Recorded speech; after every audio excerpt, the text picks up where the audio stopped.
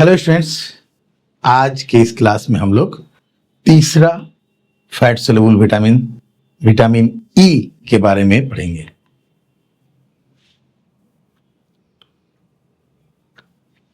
Vitamin E,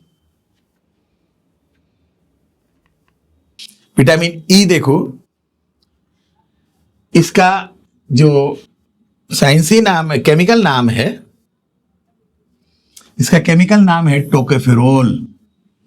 tocopherol, ठीक है। तो ये नाम सारे याद रखोगे। टोकोफेरोल, और ये पाए जाते, इसके सोर्सेस क्या हैं, ये कहां से हासिल होता है? दूध।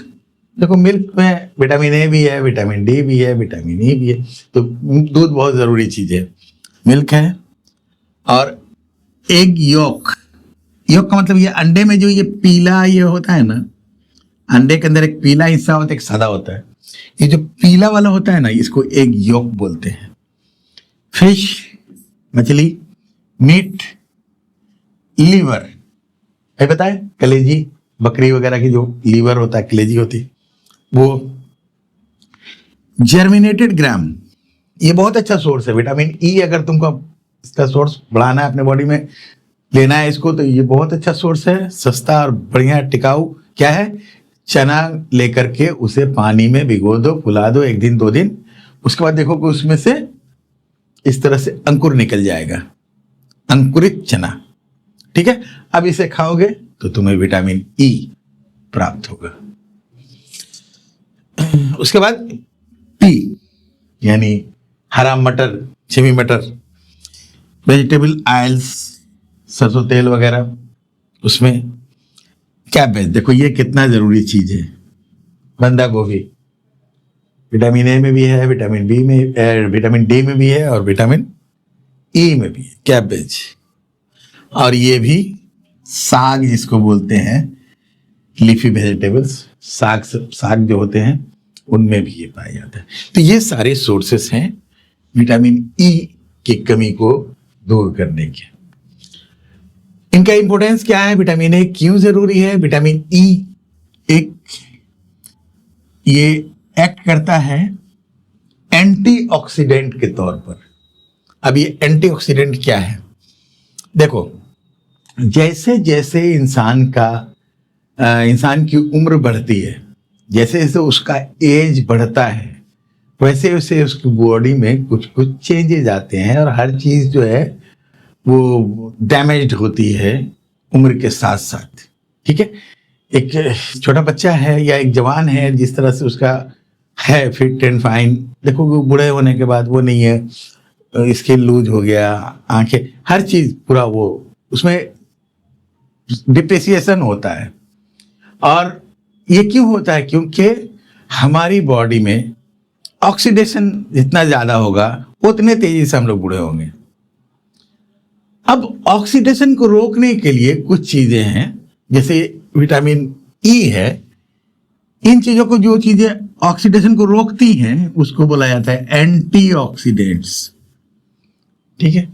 ये अननेसेसरी ऑक्सीडेशन जो होता है बॉडी में, जो गैर जरूरी ऑक्सीडेशन होता है, उसको रोकते हैं। और रोकने की वजह से क्या होता है? हम लोग ठीक रहते हैं, ठीक है, तरोताजा रहते हैं। देखोगे स्किन हेल्थ के लिए लोग विटामिन ई इस्तेमाल करते हैं। क्यों? स्किन सबसे, बुढ़ापे का सबसे ज्यादा असर कहाँ होता है? स्किन पर। झुर्रियाँ पड़ने लगती है, झुर्रियाँ, लाइंस दिखाई देने लगती हैं, ठीक है। और ये क्यों होता है? ऑक्सीडेशन की वजह से। अगर एंटीऑक्सीडेंट वहां यूज हो, विटामिन ई, तो वो नहीं होगा और स्किन तरोताजा रहेगी। तो स्किन हेल्थ के लिए जरूरी है। इम्यून सिस्टम हमारा बीमारियों से बचने के लिए हमको मजबूत करता है, बीमारियों से बचाता है। उसके बाद ये विटामिन हमारे रिप्रोडक्टिव हेल्थ के लिए भी जरूरी है, और प्रिवेंट्स स्टेरिलिटी। ये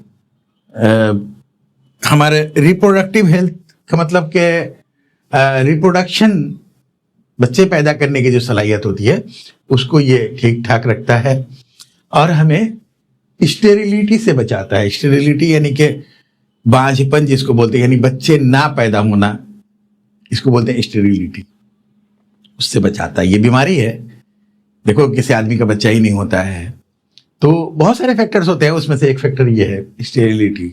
ये बीमारी उसके अंदर होती है तो वो बच्चे पैदा करने की सलाहियत उसके अंदर नहीं होती है। नेक्स्ट है कि it helps in development of baby properly in mother's womb. ये माँ के पेट के अंदर बच्चे को डेवलप होने में ये मदद देता है, उसकी हेल्थ को ठीक रखता है। नेक्स्ट देख लो डेफिशिएंसी सिम्टम। अच्छा, इसकी डिफिशियंसी जब होगी तो क्या होगा?